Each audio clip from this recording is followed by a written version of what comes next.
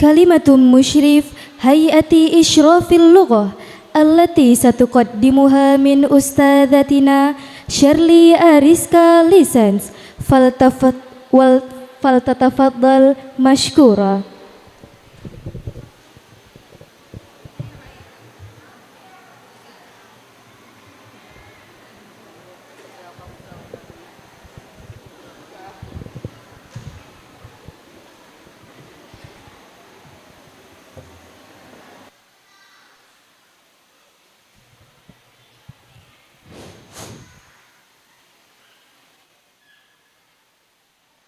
أعوذ بالله من الشيطان الرجيم. بسم الله الرحمن الرحيم. السلام عليكم ورحمة الله وبركاته.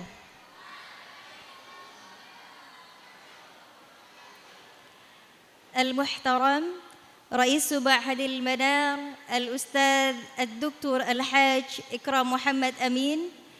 المحترم مشرف هيئة إشراف اللغة الأستاذ الدكتور ذو الخير صفيان. المحترم مجلس الأساتذة والأساتذة وأعزائي وأحبائي طلبة بمعهد المنار، الحمد لله رب العالمين، والصلاة والسلام على أشرف الأنبياء والمرسلين وعلى آله وأصحابه أجمعين، أما بعد.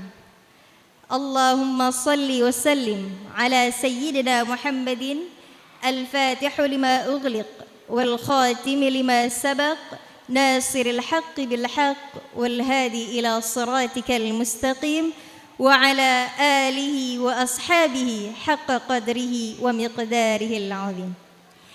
يسرنا ويشرفنا في هذا اليوم المبارك في حالة الصحة والعافية والفرح والحماس لحضور مسابقة المسرحية التي ينظمها هيئة إشراف اللغة.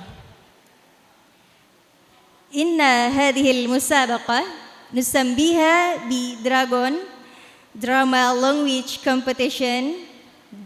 نطرح هذا الموضوع يتعلق بالمرأة، حيث نؤكد أن المرأة هي أعظم مصدر للحضارة، فهي المربية الأولى التي تنشئ الأجيال على القيم والأخلاق الكريمة، كما أنها تساهم في تطور المجتمع، مثل لكسمنا ملاحياتي رادن أجeng Kartini وني Ageng Serang.